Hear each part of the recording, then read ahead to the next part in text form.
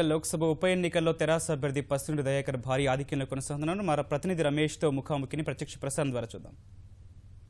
వరంగల్ లోక్సభ ఉప ఎన్నిక ఫలితాలు జరుగుతున్న ఎన్మల మార్కెట్ వద్ద ఉన్నాం. ఇక్కడ మొత్తంగా ఉదయం 8 గంటలకు ప్రారంభమైన ఉప ఎన్నిక ఫలితాలు మొత్తంగా తెలంగాణ రాష్ట్ర సమితి దూసుకుపోతుంది. ఇప్పటివరకు ఉన్న అధికారిక సమాచారం మేరకు 2 లక్షల పైచిలకు ఓట్ల మెజారిటీతో తెరాస అభ్యర్థి పస్సుండి దయాకర్ దూసుకుపోతున్న పరిస్థితి ఉంది. మరోవైపు రెండో స్థానంలో ఇటు కాంగ్రెస్, మూడో స్థానంలో ఇటు భారతీయ జనతా పార్టీ పోటీ పడుతున్న పరిస్థితి.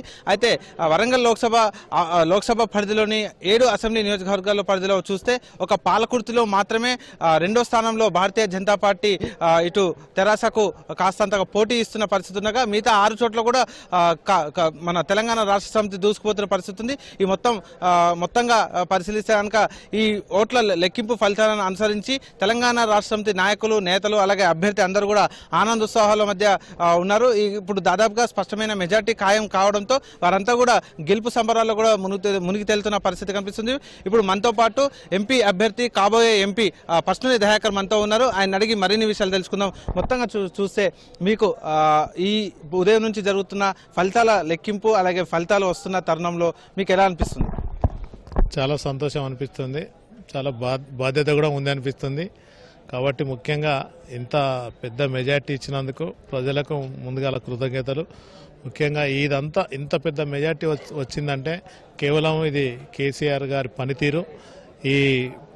ఈ ప్రభుత్వం ఈ సంవత్సరము 6 నెలల ప్రభుత్వం చేసే అభివృద్ధి పనులు ఇవన్నీ కూడా తోడైనాయి. కాబట్టి ఇది కంపల్సరీ ఇది ప్రభుత్వానికే చేసే పనితీరుకే అది ఉంది. ముఖ్యంగా ఏమవుతుందంటే ఎలక్షన్ల ముందు అయితే ప్రచారానికి వెళ్ళినప్పుడు ఏ విధంగానైతే రిసీవ్ చేసుకున్నారో, పబ్లిక్లో స్పందన ఉందో, ఒక మామూలు కార్యకర్తకు మరి మంచి అవకాశం ఇచ్చిందని మరి కేసీఆర్ ఇవ్వడంతో మరి పబ్లిక్లో కూడా ఒక నేనే కార్యకర్తగా నాకే వచ్చింది ఎంపీ టికెట్ అనే విధంగా కార్యకర్తలు కూడా పనిచేసిండ్రు.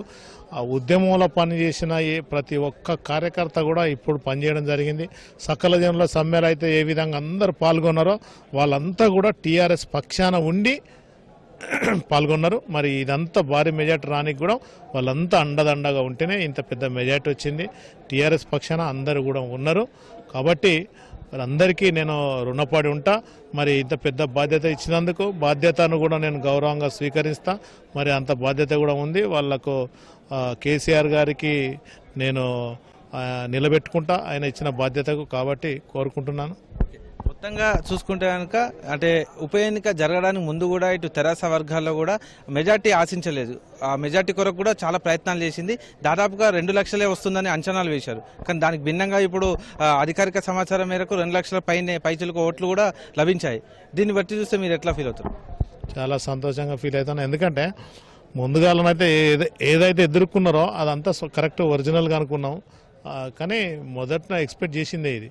ఎందుకంటే ఏ ఒక్క కుల పార్టీ అయినా కానీ ఏ ఒక్క కులం కూడా ఒక్క కులంలో చాలా పార్టీలు ఉంటాయి.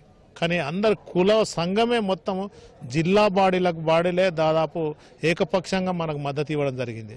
ఇది సామాన్యమైన ఇష్యూ కాదు. తెలంగాణ కోసం ఇవ్వడం అది వేరు, ఒక టీఆర్ఎస్ పార్టీకి ఇవ్వడం అది వేరు. అంటే టీఆర్ఎస్ అభివృద్ధిని చూసి, టీఆర్ఎస్ కేసీఆర్ గారు చేసే అభివృద్ధి పనులను చూసి ఏకపక్షంగా అన్ని కుల సంఘాలే కానీ అన్ని జేఏసీలే కానీ మద్దతు ఇవ్వడం జరిగింది. అందరూ కేసీఆర్ గారి నాయకత్వాన్ని బలపరిచిండ్రు. కాబట్టి ప్రజలందరూ టీఆర్ఎస్ పార్టీతోటి ఉన్నారు కాబట్టి ఇంత భారీ మెజార్టీతోటి గెలవడం జరుగుతుందని నేను భావిస్తున్నాను. మధ్యాహ్నం 2 తర్వాత ఒక స్పష్టమైన ప్రకటన వస్తుంది. అప్పటి వరకు కూడా మెజార్టీ గురించి ఇంకా ఎవరికి స్పష్టమైన సమాచారం అయితే లేదు. కానీ మీరు ఎంత ఊహిస్తున్నారు? బాగానే వస్తుంది. చూద్దాం. ఇంకా మనందరం చూద్దాం. గతంలో వచ్చిన దానికంటే బాగానే వస్తుందని అనుకుంటున్నా. దాదాపుగా ఓట్ల శాతం తగ్గింది కదా, ఓట్ల శాతం దాదాపుగా 7% తగ్గింది. దీని ప్రభావం ఏమైనా పడుతుంది అనుకుంటున్నా? తగ్గింది కానీ పర్సంటేజ్ మాత్రం టీఆర్ఎస్ పర్సంటేజ్ మాత్రం పెరిగింది. అట్లా ఇది మొత్తంగా చూసుకుంటే వరంగల్ లోక్సభ తెలంగాణ రాష్ట్ర సమితి అభ్యర్థి పస్సుండి దయాకర్ చెప్తున్న విశేషాలు. ఇది ఇక్కడున్న తాజా పరిస్థితి. Vote studio.